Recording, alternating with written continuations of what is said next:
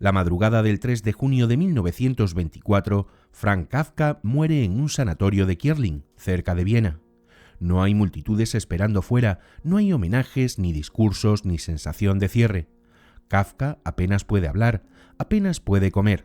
La tuberculosis ha avanzado hasta su garganta y el acto más elemental, alimentarse, se ha convertido en una tortura lenta, consciente y cotidiana. Kafka muere despierto, demasiado despierto, con la lucidez intacta y el cuerpo rendido.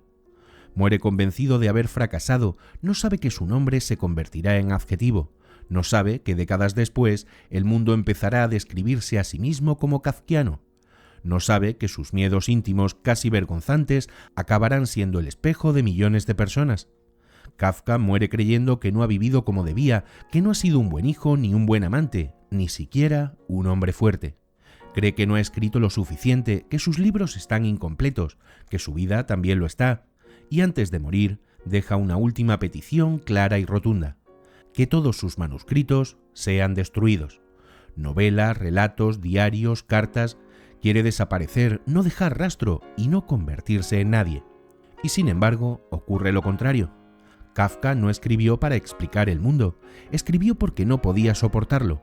No buscó respuestas, dejó preguntas abiertas como heridas que no cicatrizan. No quiso ser escuchado, pero dijo algo que el siglo no pudo ignorar. ¿De dónde nace una mirada así? ¿Qué infancia, qué culpa, qué cuerpo frágil o qué amores imposibles conducen a una obra tan incómoda? ¿Y cómo un hombre que se sintió siempre fuera de lugar terminó describiendo con precisión inquietante el mecanismo invisible de nuestro tiempo? Esta es la historia de Franz Kafka, y quizá también la nuestra.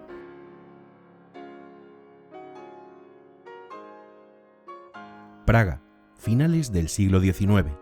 Es una ciudad hermosa y áspera al mismo tiempo. Las fachadas elegantes esconden tensiones profundas y en sus calles conviven idiomas que no se mezclan del todo. El alemán domina la administración, la educación y el poder del imperio austrohúngaro. El checo se habla en los mercados, en las casas y en la vida cotidiana del pueblo. Y entre ambos mundos, una minoría judía vive con una sensación constante de equilibrio precario. Franz Kafka nace aquí, en 1883, dentro de una ciudad partida por fronteras invisibles. Desde niño aprende algo que no se enseña en los libros, que pertenecer no es automático, que hay lugares donde uno puede estar, pero no del todo. Kafka no sufre una infancia marcada por la violencia abierta ni por la persecución explícita, pero sí por una exclusión más sutil y persistente. Es judío, pero no religioso. Habla alemán, pero no es plenamente alemán. Vive en Praga, pero no es checo. Su identidad se construye como una suma de capas que nunca terminan de encajar. En casa, Kafka es un niño silencioso, observador y extremadamente sensible. Aprende pronto a medir sus palabras, a no molestar y a no destacar demasiado. El mundo le parece grande, ruidoso y exigente, y él se siente pequeño y fácilmente desbordado. No hay grandes tragedias visibles, pero sí una sensación constante de desajuste, como si siempre estuviera ocupando un lugar prestado. La ciudad refuerza esa impresión. Praga no es abiertamente hostil, pero tampoco acogedora. Funciona con normas no escritas, jerarquías implícitas y expectativas que nadie formula del todo. Kafka crece entendiendo que la seguridad es frágil y que el lugar que uno ocupa puede ponerse en dudas sin previo aviso. Esa experiencia temprana no lo convierte en un rebelde, lo convierte en un observador minucioso. Kafka aprende a mirar desde el margen incluso cuando está dentro. Aprende a detectar los gestos, los silencios y las miradas que indican quién pertenece y quién solo es tolerado. Años más tarde, sus personajes vivirán en esa misma sensación, estar legalmente dentro y emocionalmente fuera. No sabrán exactamente qué han hecho mal, pero sentirán que algo no encaja. La herida de Kafka no nace de un golpe concreto, sino de una atmósfera, de haber crecido en un mundo donde el suelo bajo los pies nunca termina de ser firme. En la casa de los Kafka hay una presencia que lo ocupa todo. No es violenta en el sentido evidente, no necesita imponerse con golpes ni castigos constantes. Es algo más eficaz y más difícil de combatir, la certeza de que siempre tiene razón. Hermann Kafka, el padre, es un hombre grande, fuerte y seguro de sí mismo. Un comerciante hecho a sí mismo que ha ascendido desde la pobreza hasta una posición respetable, y para él la vida es una prueba de carácter. Franz crece bajo esa sombra, donde el padre valora la fuerza, la determinación y el éxito visible, el hijo encarna todo lo contrario. Es delgado, introspectivo, extremadamente sensible y propenso a la duda. No hace falta una humillación explícita, basta la comparación, el tono, el gesto y el silencio prolongado. Franz aprende pronto que ante esa autoridad no hay un espacio neutro, o se está a la altura o se falla. La herida no nace de un episodio concreto, sino de una convivencia prolongada. Hermann no entiende a su hijo y Franz siente que nunca logrará explicarse. Cada intento de afirmarse refuerza la sensación de insuficiencia. El padre se convierte así en la primera figura de una ley que no dialoga, que no se explica y que simplemente existe. Años después, Kafka intentará poner palabras a esa herida en la carta al padre. No es un texto de reproche furioso, sino de análisis desesperado. Kafka enumera recuerdos, escenas pequeñas y gestos aparentemente insignificantes que acumulados han construido un miedo profundo. Incluso al escribirla, duda. Se pregunta si no exagera, si no es él el verdadero culpable. Y la autoridad no responde. El silencio forma parte del veredicto. Esa experiencia deja una marca duradera.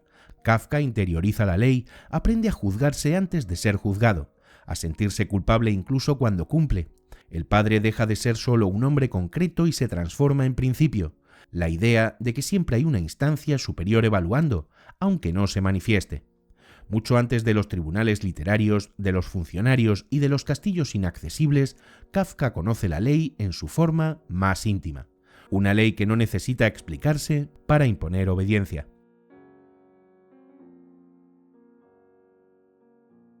En la juventud de Kafka no hay escándalos ni rupturas espectaculares. No hay gestos de rebeldía ni episodios que llamen la atención desde fuera. Hay algo más silencioso y más persistente. Una sensación constante de culpa que no parece necesitar causa. Kafka estudia, cumple y progresa, y aún así se siente siempre en falta, como si estuviera fallando a una norma que nadie le ha explicado del todo.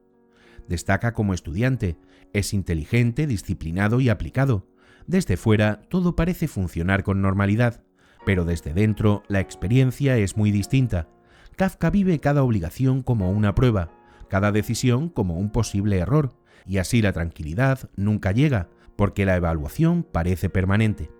Esta culpa no se parece a la culpa moral clásica, ligada a una acción concreta. Es más difusa y más inquietante.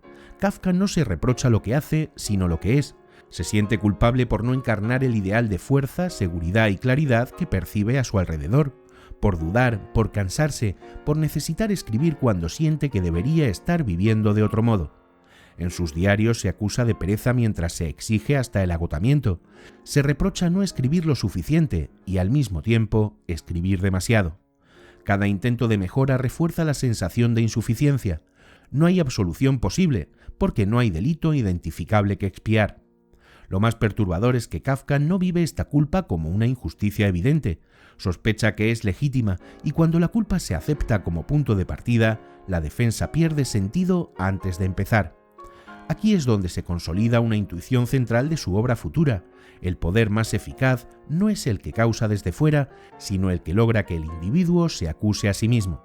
Kafka aprende a vigilarse, a corregirse y a anticipar el reproche. El juicio se vuelve interior. Su juventud no se quiebra por un golpe visible, sino por acumulación, por vivir como si siempre estuviera a punto de ser llamado a declarar. Cada mañana, Franz Kafka se pone el traje, se ajusta el cuello de la camisa y sale de la casa con puntualidad casi mecánica. No entra en cafés literarios ni en buhardillas bohemias, entra en una oficina. Un edificio administrativo, sobrio, con horarios estrictos, expedientes numerados y normas precisas. Kafka ha estudiado Derecho y trabaja en el Instituto de Seguros de Accidentes de Trabajo del Reino de Bohemia. Su vida adulta comienza ahí, dentro del engranaje. Su tarea consiste en evaluar accidentes laborales, redactar informes técnicos y calcular indemnizaciones. Desde su escritorio observa cómo el sufrimiento humano se transforma en lenguaje administrativo. Una pierna amputada se convierte en un porcentaje, un cuerpo inutilizado en una cifra, una vida truncada en un expediente que debe cerrarse. El sistema funciona, es eficiente y precisamente por eso resulta inquietante. Kafka no odia su trabajo, al contrario, es competente, meticuloso e incluso creativo. Propone mejoras en los protocolos de seguridad, redacta informes claros y asciende con rapidez relativa. Pero mientras más comprende el funcionamiento del sistema, más percibe su vacío moral. Cada funcionario cumple su tarea y nadie parece responsable del conjunto. El dolor no desaparece, pero queda neutralizado y absorbido por el procedimiento. Por las noches, Kafka escribe. Lo hace robándole horas al sueño, con el cuerpo cansado y la mente en tensión constante. Vive una doble vida que nunca se reconcilia del todo. Durante el día participa en el sistema y por la noche intenta entenderlo, mostrar su lógica interna y exponer sus grietas. No escribe para denunciarlo de forma directa, escribe para mostrar cómo funciona cuando nadie parece decir nada. Kafka conoce la burocracia desde dentro y por eso puede describirla sin caricaturas. Sabe que el poder moderno no necesita violencia explícita para imponerse. Le basta con el procedimiento, con la opacidad y con la dilución de la responsabilidad. Entiende que no hay villanos visibles, solo engranajes que giran. Esa doble vida, funcionario obediente de día y escritor insomne de noche, no es una anécdota biográfica. Es el laboratorio donde empieza a gestarse toda su obra.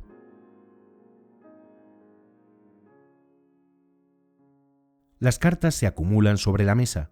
Kafka escribe de noche con una precisión casi obsesiva, revisando cada frase y midiendo cada palabra. No es solo correspondencia, es el espacio donde Kafka se permite amar sin exponerse del todo, donde puede acercarse sin compartir el espacio, donde controla la distancia. En 1912 conoce a Felice Bauer. La relación se construye casi exclusivamente a través de cartas interminables. Kafka ama con intensidad, pero también con una vigilancia constante sobre sí mismo. Analiza cada emoción, cada duda y cada miedo. El amor no aparece como refugio, sino como examen. Y ante ese examen, Kafka siente que nunca da la talla. Cuando la posibilidad del matrimonio se vuelve real, aparece el pánico. Kafka se compromete 2 veces y rompe ambas, no por falta de afecto, sino por terror a una vida compartida que percibe incompatible con su necesidad absoluta de escribir. Se describe a sí mismo como un hombre nocturno, enfermo, absorbido por la literatura e incapaz de ofrecer estabilidad. No se presenta como víctima, sino como una amenaza potencial para la vida del otro. Con Milena Jessenka la relación es distinta. Hay afinidad intelectual, comprensión profunda y una intimidad más real. Pero el desenlace es el mismo. Kafka sigue viéndose como alguien que no puede habitar el amor sin destruirlo. La culpa interior y la fragilidad física refuerzan esa convicción. Kafka no huye del amor por indiferencia, huye porque lo toma demasiado en serio, porque entiende que amar implica presencia, responsabilidad y una cierta confianza en la propia capacidad de vivir. Y él, que nunca está seguro de poseer esa capacidad, prefiere retirarse antes que prometer algo que siente que no podrá cumplir. En su obra, las relaciones afectivas rara vez ofrecen salvación. El otro no aparece como refugio, sino como espejo, un espejo que devuelve una imagen inquietante de uno mismo. Kafka elige la soledad no como ideal, sino como límite. No porque no amara, sino porque no supo cómo hacerlo sin romperse. En el fondo, Kafka vive el amor como vive todo lo demás, bajo la forma de una exigencia absoluta. No sabe amar a medias y precisamente por eso desconfía de sí mismo. Intuye que el amor cotidiano, con sus rutinas y concesiones, puede convertirse en otra forma de traición, tanto hacia el otro como hacia su necesidad de escribir. Las cartas no son solo un refugio, son un campo de batalla interior. Kafka disecciona cada gesto, cada palabra y cada posibilidad de fracaso. El amor no lo libera de la culpa, lo intensifica. Amar significa prometer una presencia estable, una energía vital que Kafka siente que no posee, y ante esa sospecha prefiere retirarse antes que decepcionar. Kafka no fracasa en el amor por incapacidad emocional, sino por exceso de conciencia, porque sabe demasiado bien lo que exige amar y lo que él siente que no puede dar.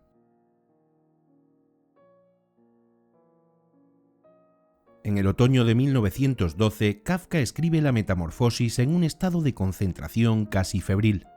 Trabaja de noche, sin interrupciones, como si algo se hubiera alineado por primera vez. No está buscando una obra maestra, está intentando decir algo que lo desborda. De esa vigilia nace Gregor Samsa, un hombre que despierta convertido en insecto mientras el mundo continúa.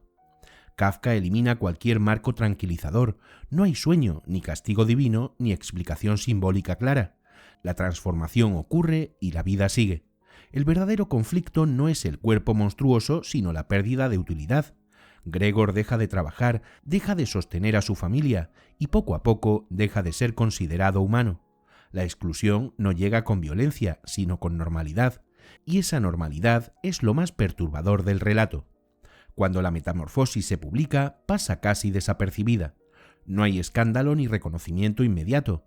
Kafka no conoce la gloria, publica poco y con incomodidad, incluso con vergüenza. Cada texto expuesto le parece excesivo, como si estuviera mostrando algo demasiado íntimo. Revisa sin descanso, corrige hasta el agotamiento y aún así, nunca se siente satisfecho. Durante esos años escribe también El proceso, El castillo y América, novelas ambiciosas que quedan inacabadas, no por incapacidad sino por coherencia vital. Y es que Kafka no vive la realidad como algo que se cierre, todo queda aplazado y suspendido, como la experiencia de sus personajes. El final no llega porque la experiencia tampoco lo hace. Kafka escribe con la sensación constante de llegar tarde a sí mismo. Cada obra terminada le recuerda la distancia entre lo que busca y lo que logra. El éxito, cuando asoma, no lo tranquiliza, lo inquieta, le parece otra forma de juicio. La obra cumbre no llega como una revelación luminosa, sino como un agotamiento fértil. Kafka no siente orgullo, siente alivio momentáneo seguido de una nueva exigencia. Kafka alcanza su cima literaria sin darse cuenta y la atraviesa sin detenerse. Kafka no escribe sobre monstruos ni sobre tiranos evidentes, no necesita crear villanos reconocibles, escribe sobre algo mucho más inquietante, sistemas que funcionan, sistemas que no parecen crueles pero que tampoco son humanos. Su revolución no es temática, es estructural. Kafka muestra cómo opera el poder cuando ya no necesita justificarse. En el proceso, la culpa no nace del delito, sino de la acusación misma. Joseph K. no sabe de qué se le acusa, pero se comporta como alguien que quizá merezca ser juzgado. El sistema no necesita probar nada y le basta con prolongarse. El juicio no se celebra, se extiende, y esa extensión se convierte en castigo. En el castillo, Kafka va aún más lejos. El poder no rechaza, no condena y no castiga, aplaza. K espera, organiza su vida en torno a una validación que nunca llega. La autoridad no se presenta como violencia, sino como expectativa. Y mientras hay expectativa, hay obediencia. En la metamorfosis, la exclusión no se ejerce con odio ni con sadismo, se ejerce con normalidad. Gregor Samsa deja de ser útil y sin necesidad de una decisión explícita, deja de ser tenido en cuenta. Kafka muestra así una lógica devastadora. Cuando el valor de una persona depende de su función, la pérdida de esa función equivale a la desaparición. Técnicamente, Kafka hace algo radical. Elimina al narrador que tranquiliza, no explica, no guía. El lenguaje es preciso, casi administrativo, incluso cuando describe situaciones absurdas. El horror no se subraya, se deja actuar. El lector no observa desde fuera, participa, espera, se cansa y se inquieta. Kafka además introduce una lógica narrativa nueva, la del aplazamiento infinito. Sus historias avanzan sin avanzar, cada paso promete una resolución que no llega, el tiempo no libera, desgasta, y la lectura reproduce la experiencia del personaje. Kafka no escribió teorías sobre el poder moderno, lo mostró funcionando, y por eso su literatura no envejece. Por eso Kafka resulta tan incómodo incluso hoy, no permite situarse en una posición de superioridad moral, no hay un ellos claramente identificable, el sistema no es algo externo que oprime desde fuera, es algo en lo que todos participamos. Kafka no señala culpables individuales porque sabe que el problema es más profundo. Sus personajes colaboran con el mecanismo incluso cuando lo sufren. Esperan, obedecen, rellenan formularios y aceptan aplazamientos, no porque sean ingenuos, sino porque no ven alternativas claras. Kafka entiende que el poder más eficaz es aquel que logra que la sumisión parezca razonable. Esa es su verdadera modernidad. Kafka no denuncia un abuso aislado, sino una lógica cotidiana, y al hacerlo convierte al lector en parte del problema.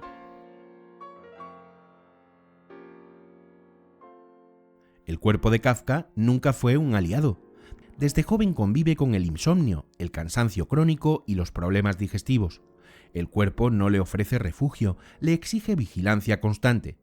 Kafka lo observa con la misma desconfianza con la que observa al mundo, como algo que puede fallar en cualquier momento. En 1917 esa sospecha se confirma. Kafka es diagnosticado de tuberculosis. Tiene 34 años y a partir de entonces su vida se fragmenta entre sanatorios, reposos forzados y una conciencia cada vez más clara del deterioro.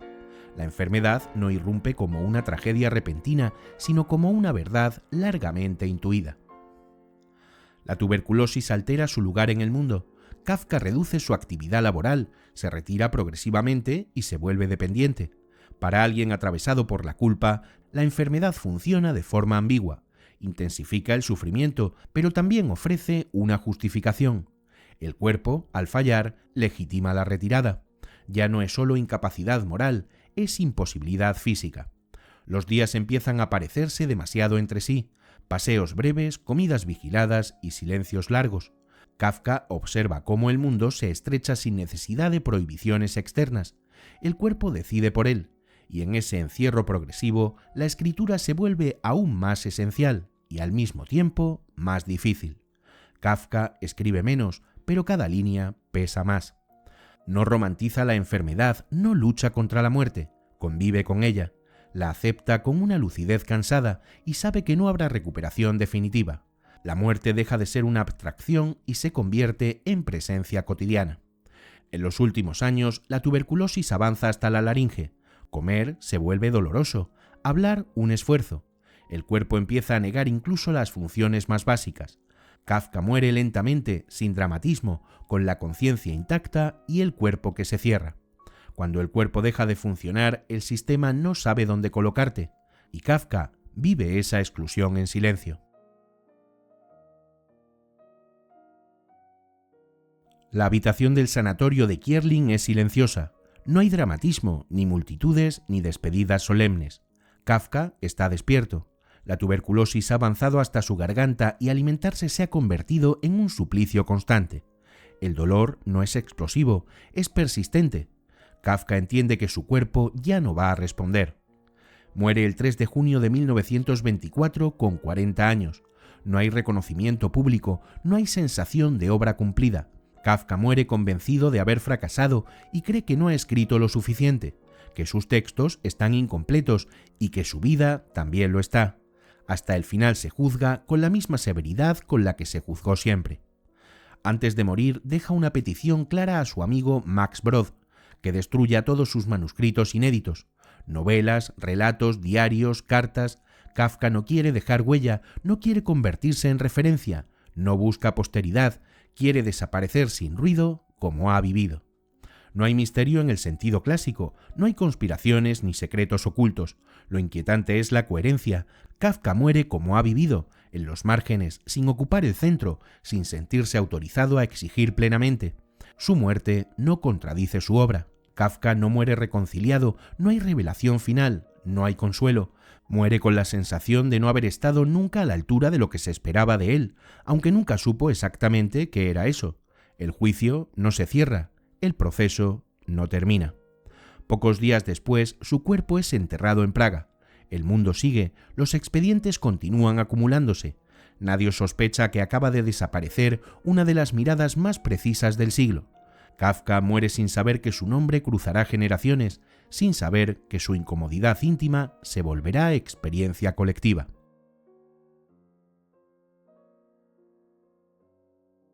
La muerte de Kafka no genera conspiraciones médicas ni enigmas externos. No hay venenos, ni complot, ni secretos ocultos en el certificado de defunción.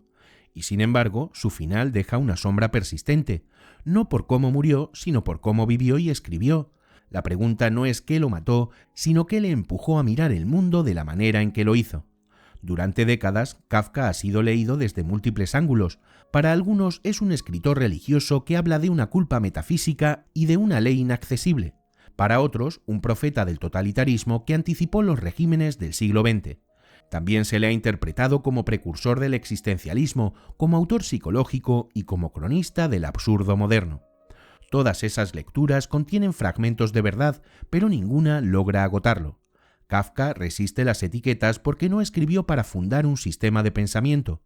Nunca quiso dejar doctrina, dejó una experiencia. Sus textos no explican el mundo, lo hacen sentir. La verdadera sombra que rodea a Kafka no está en su muerte física, sino en su negativa constante a cerrar el sentido.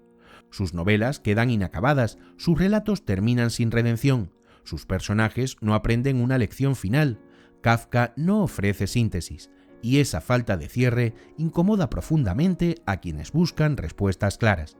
Incluso su petición de destruir los manuscritos ha sido interpretada de múltiples formas: modestia extrema, rechazo del canon o coherencia ética radical. Tal vez no fue ninguna de esas cosas por separado, tal vez fue simplemente la consecuencia lógica de una vida marcada por la duda. Kafka no se sentía autorizado a fijar una verdad definitiva, ni siquiera la suya. La sombra de Kafka es la de un hombre que se negó a tranquilizar, que sospechó de cualquier explicación total, que prefirió dejar preguntas abiertas antes que ofrecer consuelo falso. Kafka no cayó rodeado de enigmas externos, cayó rodeado de silencio, y ese silencio sigue obligando a cada lector a enfrentarse a lo que Kafka nunca quiso resolver por él.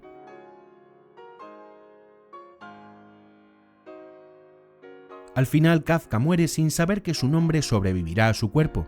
Durante años, su obra circula de manera discreta, casi clandestina, sostenida por la inexistencia de Max Brod y por un reducido círculo de lectores atentos. No hay una explosión inmediata, el mito se construye lentamente, a contracorriente, como todo lo verdaderamente kafkiano. Es a partir de la segunda mitad del siglo XX cuando Kafka adquiere una presencia inquietante. Los estados se vuelven más grandes, los sistemas administrativos más complejos y la responsabilidad es más difusa. Millones de personas empiezan a experimentar algo que Kafka había descrito sin teorizar: la sensación de estar atrapados en procedimientos que nadie parece controlar del todo.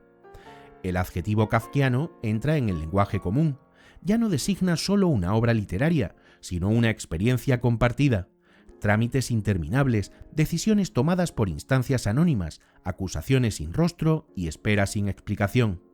Kafka deja de ser un escritor difícil para convertirse en una referencia cotidiana. Paradójicamente, el hombre que quiso desaparecer se transforma en autoridad cultural. Su obra entra en universidades, editoriales y programas académicos. Se escribe sobre Kafka, se explica a Kafka, se ordena a Kafka, y ahí aparece una nueva paradoja. Convertir a Kafka en sistema es, en cierto modo, traicionarlo. Porque Kafka no escribió para ofrecer modelos ni soluciones, escribió para mostrar una experiencia de desajuste radical, para dar forma a una incomodidad que no buscaba resolverse. El mito, al solidificarse, corre el riesgo de domesticar esa incomodidad. Y sin embargo, Kafka resiste. Incluso convertido en objeto de estudio, conserva una cualidad inquietante. Sus textos siguen escapándose justo cuando parecen comprendidos. Cada lectura resulta válida y al mismo tiempo insuficiente. Kafka no se cita para admirarlo, se invoca para nombrar una sensación compartida, y esa es quizá su forma más profunda de permanencia.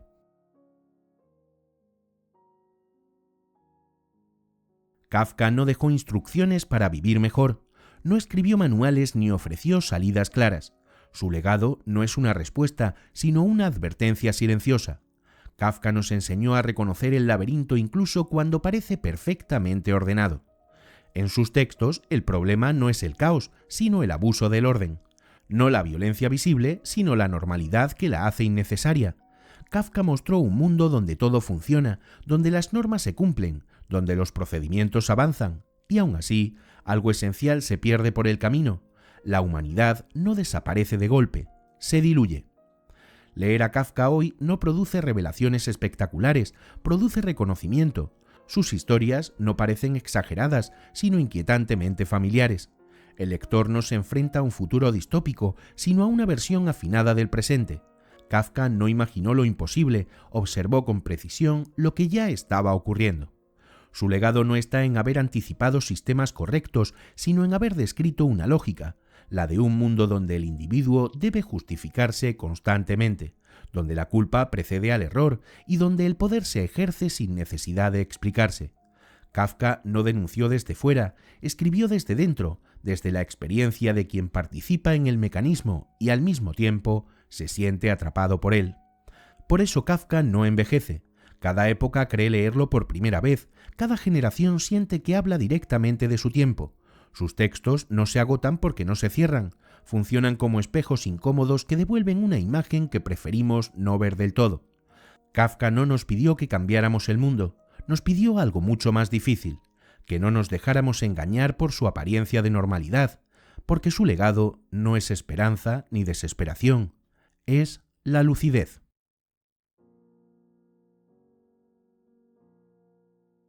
Cierro a Kafka y no siento alivio. Kafka no escribe para consolar, sino para mantener despierto. No ofrece respuestas porque sabe que algunas preguntas se vuelven falsas en cuanto se cierran demasiado pronto. Kafka no me habla desde el pasado, me habla desde un lugar incómodamente cercano, desde ese punto en el que uno empieza a sospechar que el problema no es una injusticia concreta, sino la forma misma en que el mundo funciona cuando nadie se siente responsable del conjunto.